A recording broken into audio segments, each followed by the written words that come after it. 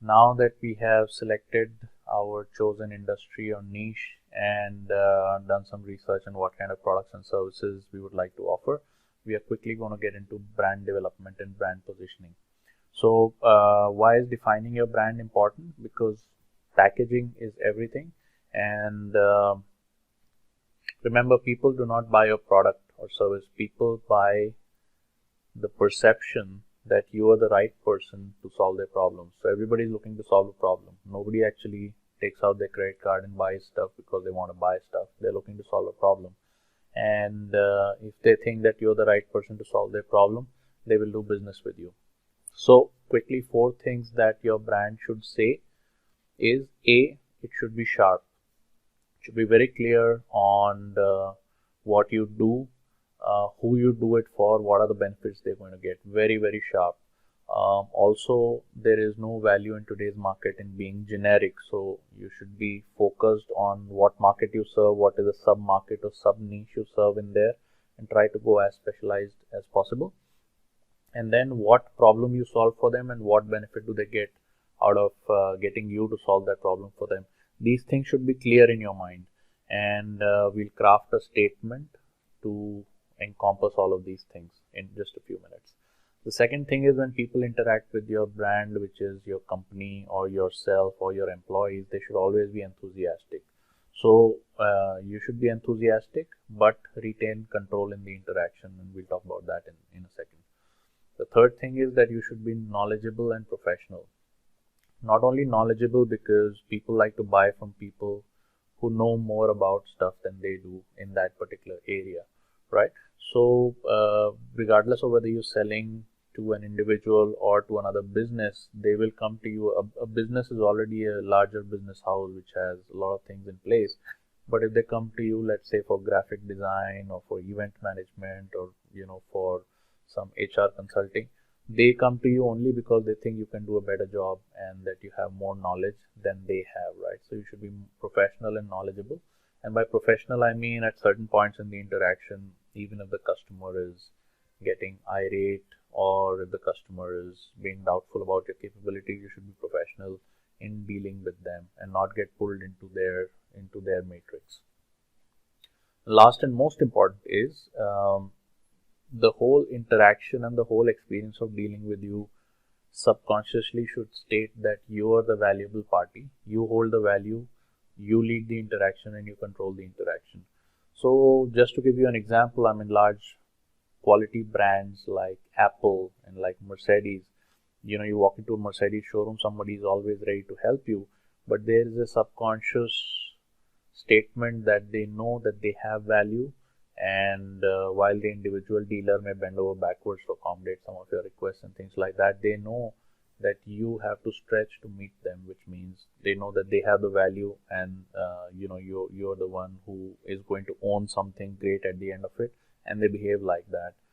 You go into an Apple store or you look at the keynote speeches given by Steve Jobs or whatever, they pretty much know that they have the value. Even if they don't have the product ready, they will tell their audience that you need to pre-apply. Whenever we have product ready, we'll give it to you. A lot of these releases are done in a way where they make their customers line up, before the product release or outside their stores or whatever it is. And it's not out of disrespect or to make the customers feel any lesser, but there's a subliminal feel when people interact with their brand, when you interact with their brand, that the brand is the one that has the value and you're the person who's the seeker. So, this whole interaction needs to be choreographed in such a fashion. We're going to talk about this in detail in your bonuses around sales and marketing and productizing, but this is just some stuff we need to go over here just so you have certain things, at least mindset wise, in place. So you need to be sharp, enthusiastic, knowledgeable, professional while being in control of the whole interaction. All right. Now we'll quickly go into the components of your brand packaging, and typically there are 3 layers that you need to set in place, and the first and most important layer is the core message, because that is the first thing that the customer is going to see when they interact with your brand. And there are 3 things that you need to have in place. The first thing is that you need to be focused on a micro niche. You need to be focused on an industry, and what is the sub industry inside that industry, who are you servicing, right?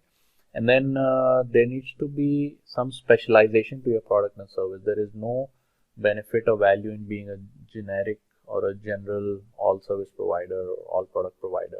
There needs to be an eye-catching speciality, which is what you do for the person you do it for, and it should be highly specialized. We're going to talk about an example just in a minute. Another third thing is you should have something called a lead magnet, which is some written material or some video material ready that the customer can request for, right? So if somebody comes and talks to you, the moment they start asking the first few questions, you should say, hey, that's a great question. Why don't you WhatsApp this number, or why don't you go to this website and throw in your email, and we'll send you a guide or a how-to or a why-to, or 10 reasons why and 10 reasons how, and something like that, which we will send to your email or to your WhatsApp, which will give you more information about us, right? So this thing is called a lead magnet because the customer has to apply for it by putting in the email or their phone number somewhere, and that makes them a lead, which means that helps you contact them later. So there are two types of customer details that you collect, and I need you to understand the difference between them. One is a passive customer contact info, which is of very limited use. It might as well not exist. So if you take down the customer's phone number or their email, that is good, but it's not good enough. What you need to do is make sure that the customer has opted in for receiving some information from you. So there are two forms of doing that. The first form is where you send them to your website, and the website has a panel where they enter their name and email address for them to receive some information. And this whole thing is run by something called an email system. And we're going to talk about email systems in the course around marketing. That's something that you should do once you set up your website. Currently at this level, you don't really need to set it up right now because we are kind of doing things the more non-technical way in this basic course. But what you can do is set up a WhatsApp number, a special number that you have for your business. And when a customer asks you any information, hey, how do you go about doing this? You say, hey, that's a great question. If you can WhatsApp this number, we'll send you a guide or some explanation or a flyer about how we do this stuff, or a video, right? And you make them WhatsApp your business number. And the reason you do that is in order to be able to WhatsApp your business number, they need to add it in their phone book. And if they add it to your phone book and they send you a message from that number, then you can actually add them to a broadcast list and send mass messages to them later.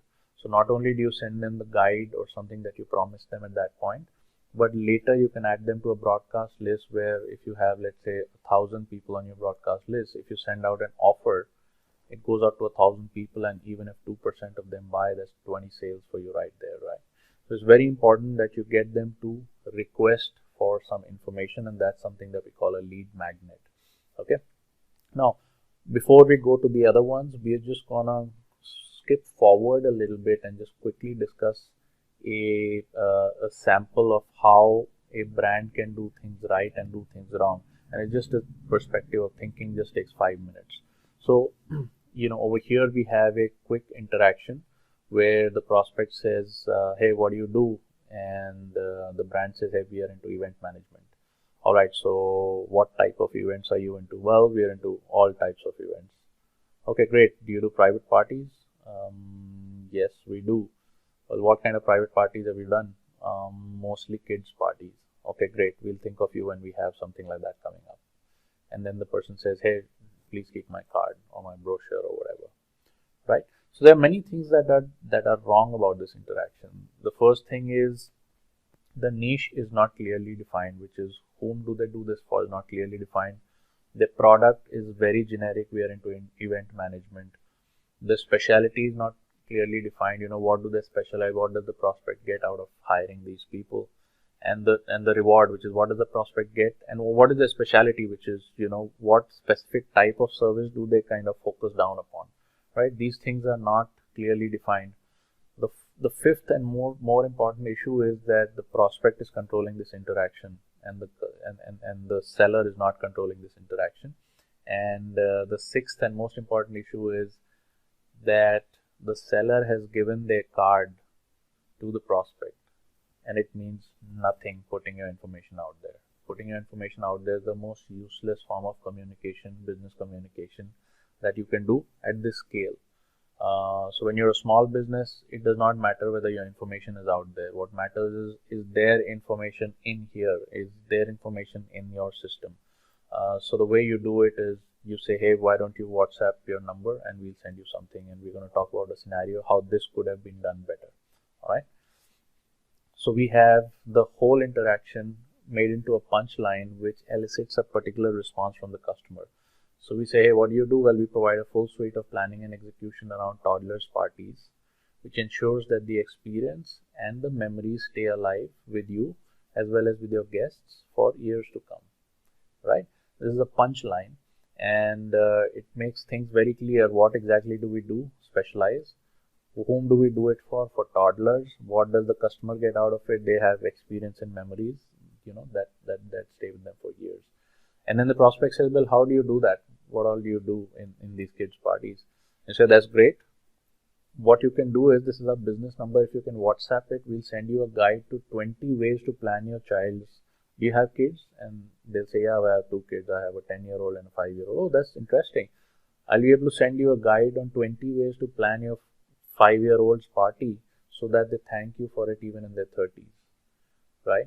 And you give them something like that, and the guide that you have at the back end could be a general guide for all kids' parties. But if they have a 5-year-old, you make sure that you say that, hey, we have a guide on how to plan a 5-year-old's party.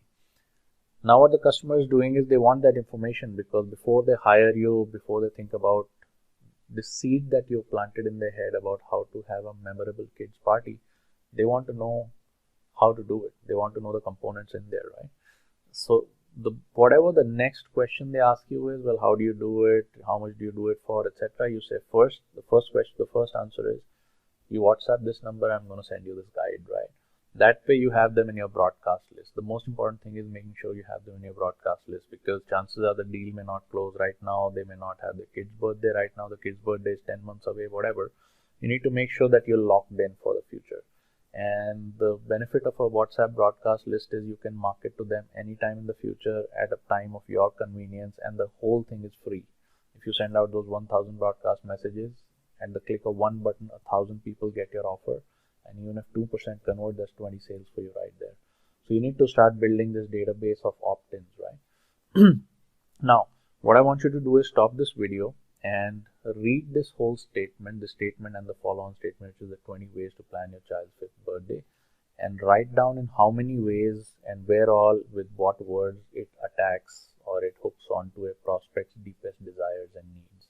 I want you to stop this video, do this guesswork on a pen and paper, and then come back and replay this video where I'll walk through the whole thing with you. Alright, so we have the exact same saying over here with little boxes planted around individual words, and these arrows pointing towards what need among the primary and secondary needs of the prospect do these hook onto. So we provide a full suite. The full suite is the product portfolio. So remember, these guys may be just basic guys who are a cake shop, but they've built a product portfolio around their basic offering. The cakes may be the primary things, or the little eats that they do for parties may be the primary things, but they say we provide a full suite of planning and execution. The full suite is the product portfolio. Maybe they do photography, maybe they bring in some magician to do some magic show, maybe they have event decoration, etc. They'll do the whole thing for you, as long as you have a venue, which could be a house, or you could rent a venue. Maybe they do venue rentals as well, right?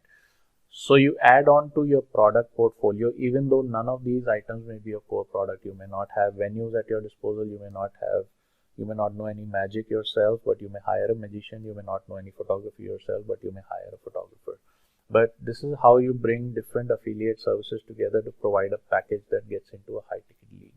Now you say we provide a full suite, which is your product portfolio, of planning and execution. When you say I do the planning and the execution, you're showing efficiency and convenience that comes under secondary needs. So you're hooking onto the prospect's secondary need, that if you do the entire planning and execution, you're a one-stop shop. They need to do business with one person, and you will make the whole birthday memorable for the kid, right?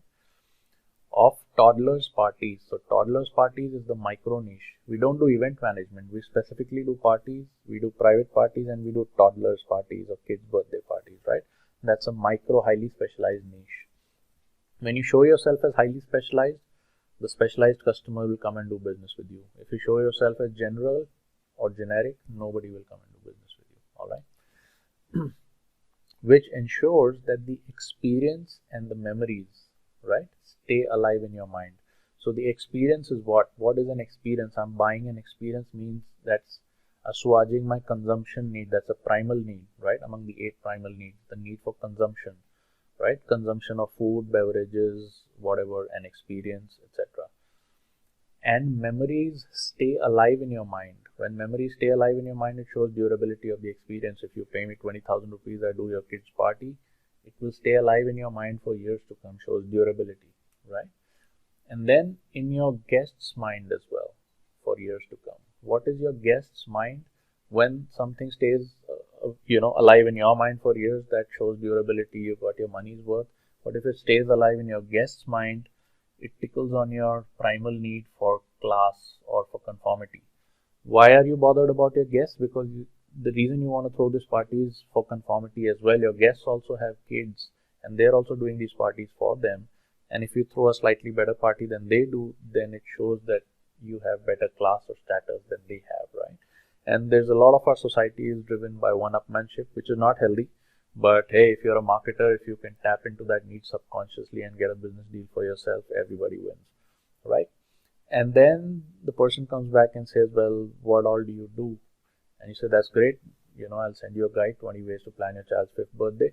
The 5th birthday is a highly specific thing. So you ask them, hey, do you have kids? Yes, I have a 7-year-old. Okay, 20 ways. Then you say, well, I have a guide which says 20 ways to plan your child's 7th birthday. It could be a generic guide, who cares?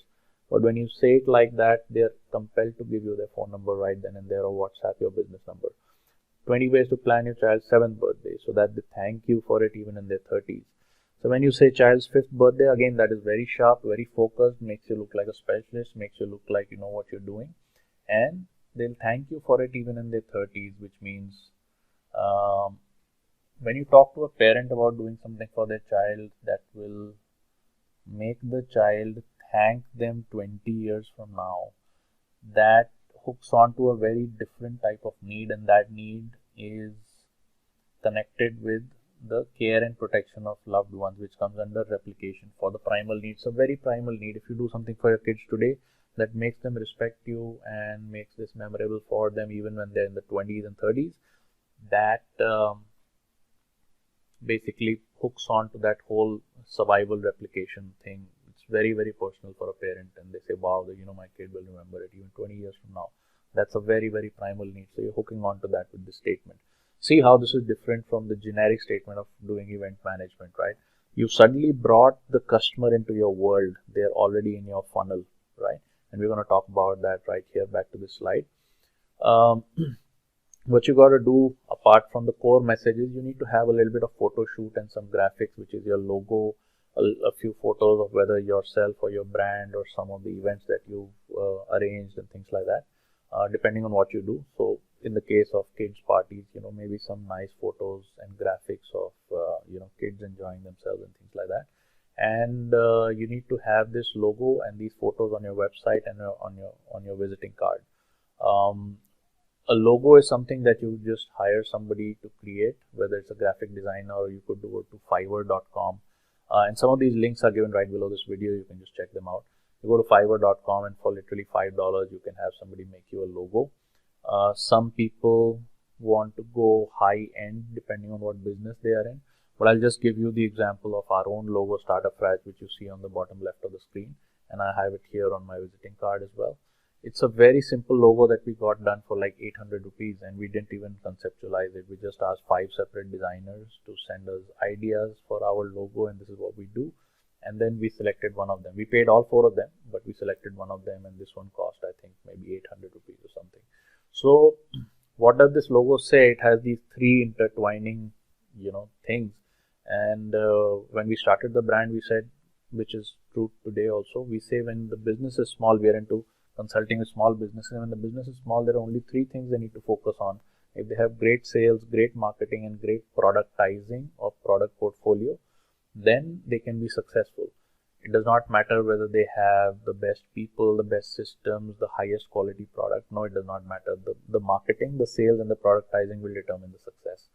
And that is why we have this logo, which has 3 separate colors intertwining with themselves. And the 3 things that you need to be successful is sales, marketing, and productizing. And at a later stage, you'll probably have the systems and the people and all of that. But at the startup stage, we feel these 3 things will set you up for success, and that's what our logo shows. It's a very simple logo, and it costs us 800 rupees. And I think this is, we didn't want it to be much more complex, because we did not want to show our clients that we are going to do something very complex for them. No, we're going to do something very simple for them. We're going to help you do the sales, marketing, and productizing that will set you up for success. And this is very simple stuff. It's not complicated at all. That's what we want to show, which is why we have a simple enough logo. If you're into a whole lot of deep designing and artistic kind of expression, you could have a different, more artistic, more complex logo as well. And in addition to the logo, what you need to do is also have some photos of you, because when people interact with your brand, they're pretty much interacting with the founder. So have some nice photos taken of you. This photo we have on this slide is a photo of me addressing a seminar which had about 40 people. And I actually took a professional photographer with me to that seminar. And I had to pay for the seat of that photographer out of my own pocket, because it was a paid seminar. And I was the one speaking, but I didn't have, I had to rent a seat, in the sense I had to pay for one seat just for my photographer to sit there. And then they took nice photos of me with a nice camera while I was talking. So, some of these photos are used for my promos, and they kind of showcase what I personally stand for, which is, I'm advising a bunch of people on how they can use simple ideas to improve their sales. And this photo kind of shows them. We have like 4 or 5 of these photos, not very many. And I have a professional video with a video message on my website, which you can go and check up on startupfrat.com. Now, the whole thing, inclusive of the video processing, these photos, everything cost me less than 15,000 rupees. So, you can find a lot of photographers in the market, or you can just go to freelancer.com and just find photographers in your area and get them to accompany you and get this stuff done for you. The graphics, you can just do it online on Fiverr, and not have to deal with a bunch of people in person. But ideally, in India, you have all these skills are very, very available. You can get very good services for very cheap, and just have some photo shoots and graphics. And then you need to set up your visiting card, which should have your brand name, your email address, which could be a Gmail address too, no problem. It'll have your Facebook business page, which is a free asset that you will create, a Facebook business page. And then you can have maybe some social media stuff, your personal Facebook profile or whatever, and a business phone number. And that's how we've set up this card. It's very simple. And then we will talk about in the other course, we'll talk about how to use the free real estate. All this space on the back of your card is free real estate, right? So you're gonna fine tune it in order to bring your customer into your business. We're gonna do that in the bonuses.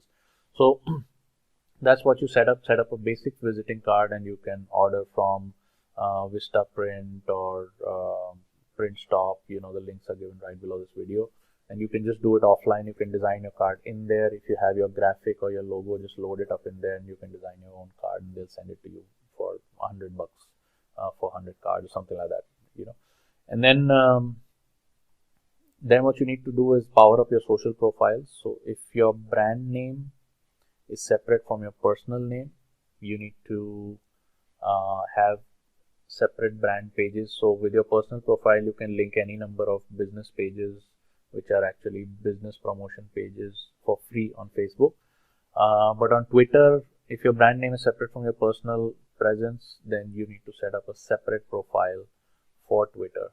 On YouTube also, you can set up a commercial page, but what I would recommend is you set up a separate Gmail account with the name of your brand, if your brand is separate from your from your personal name. And then set up a YouTube account with that brand name. And we're going to talk about this in detail in the marketing bonuses that you have. But the 5 social media channels that you need to have active are Facebook, personal name and brand name page; Instagram, personal name and brand name; Twitter, personal name and brand name; and YouTube personal name and brand name, and then LinkedIn. So you need to set all these up. These are for free. You can take 15 minutes out, go to your social media and set up these pages, or access our marketing course that you have as a bonus, and all of the details are given in there on how to set up each of the social media profiles. All of this stuff is free. You're not setting up your own website. You're not doing any hosting, not doing any crazy stuff that takes you away from your sales and marketing, but just set this all of this stuff up. Now, if you have access to a good IT person who can set up your website, that's great. Otherwise, don't worry about it. But the one thing you do need to do right now is go to GoDaddy or Namecheap, and you have the links right below this, and book a domain name, one in your personal name and one in your brand name, right? If you are a consultant or a coach, or in a kind of business where your own personal name is your brand name, then you need to just book one domain name, and that should be your personal name. And if the .com is not available, just do .info or just .co.in. When you go inside GoDaddy, usually the .com variations could run into tens of thousands or lakhs, because other people as squatters are sitting on these domains. But get something that lies between 700 and 1000 rupees, right? 700 and 1000 rupees, that should be good enough.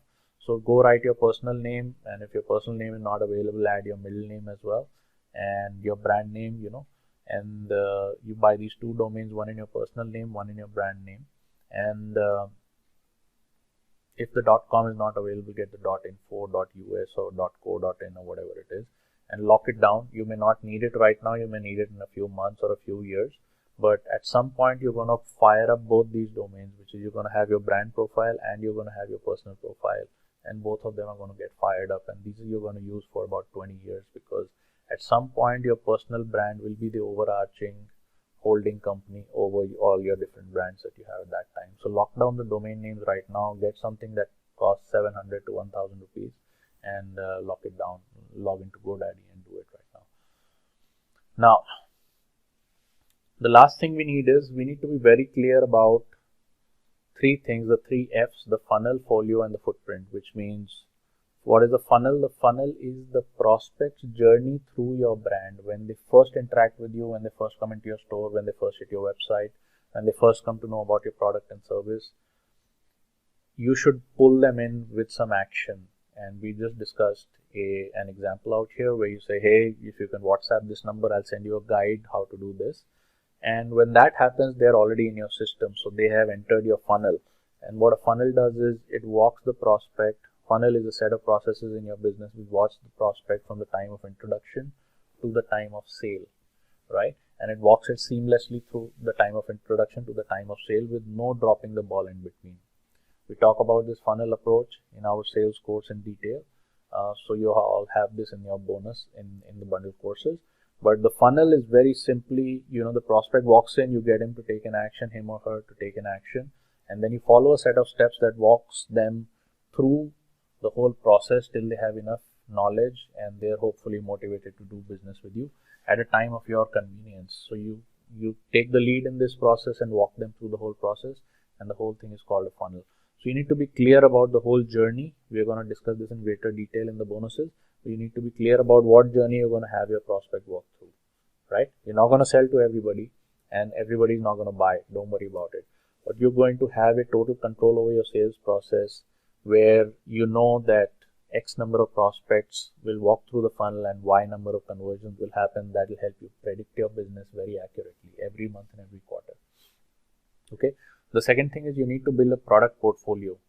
So in this example that we just discussed, if this cake shop does only cakes and eats and snacks, and if they want to go high ticket, if they pitch themselves as a kids birthday party organizer, then they'll need to have other products in their portfolio like event management, booking an appropriate location, maybe decoration, maybe music, maybe add in props like maybe a magician or something, maybe have photo coverage.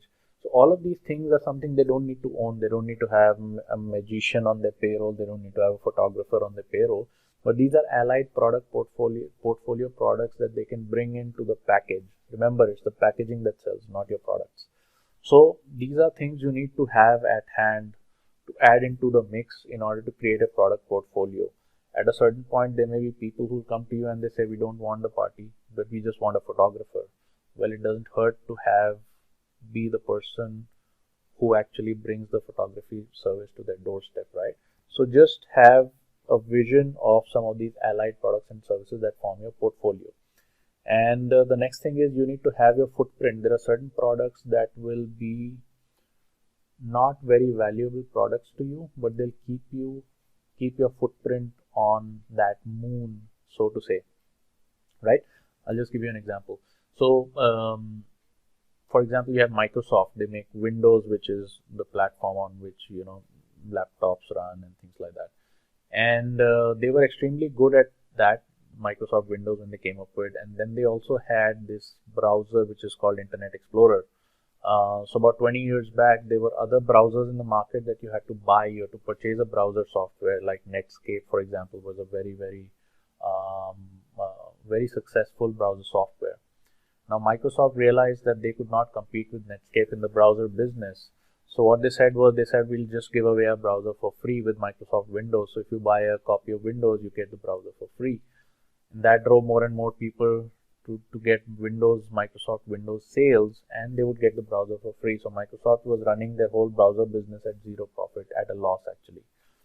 But what it helped them do was two things. Because of the packaging, more people would buy Windows versus other software that used to exist at that time. And then they drove Netscape, which was a competitor in the internet, in the browser business, out of business, right? So this whole Internet Explorer stuff, it kept them in business. It did not add profit to their bottom line, to their books, but it enabled them to do two things. It sold more of Windows than other platform software, and it drove the other browser companies out of business. And that enabled Microsoft to get a leading position in both these markets, right? So this product combination was very, very useful, although the Internet Explorer was running at a loss because they gave it away for free. So that is an example of a product portfolio where you have one product running for profit and the other product just because it completes the portfolio. And now Microsoft also has they own Nokia, the company, and now they have these Windows phones coming up and all. Microsoft has literally no domination presence in that market. They're not as good as Apple, and they're not as good as Android, but they have that presence in that market just in case they want to fire it up at any point in time. So they have a footprint in that market. They have a footprint on that moon, so to say. So there are products that you keep for profit purposes. There are products you keep for portfolio purposes, and there are products you keep only to have your footprint on that moon. And that's the idea behind this, right? So you need to have your prospect journey. What is the prospect going to need out of your packaged offerings, which is a portfolio, and where all do you need to have your footprint, just because you have footprints in all the different markets. In all the different markets that are related to your core product. And having an access to, for example, a photographer is very important. There may be certain scenarios where somebody hires your photography service, which has nothing to do with your core product, which is, snacks and cakes and eats or whatever. So that's how the whole thing works. And then you need to circulate in the community and invest in your learning. The more you learn about the market, the more you learn about what prospects think about the product and services, how pricing is working, what are the challenges that the industry is facing, the more you will be able to come up with different solutions and help the community as well. So if you tie up with all these different affiliated and allied service and product providers, assuming that you are an ace in sales and marketing, you will be able to bring in business that helps all of you form a team and supply the customer with you as the pole position, because you are the person in front of the customer, right? So you need to circulate in your community and form alliances and networking, because networking will help you provide better and better product combinations for your customers, right? And then invest in learning so that you're always one step ahead of not only the prospects, but also your competitors, right? So you need to be ahead of your prospect market and your competitors. So invest in your learning. You should be the person who knows the most about this kind of stuff at any point in time if you're going out into the market, right? So just invest in your learning through books and tapes and events, and just buy programs. I invest a lot in my learning. And then circulate in the community so you have some real world feel of what it is, how you can translate all that learning into actual action on the field. All right. I think that's about it for this video, and I'll see you in the next video. In the meantime, what I want you to do is I want you to take a pot shot at how you would create or craft your brand statement. What would be your specialty? What would the customer get out of it, etc.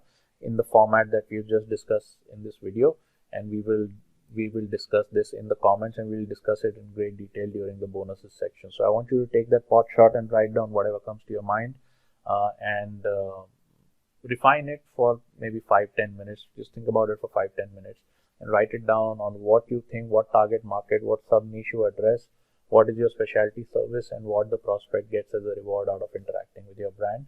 And get your visiting cards ready, buy your 2 domain names, and I'll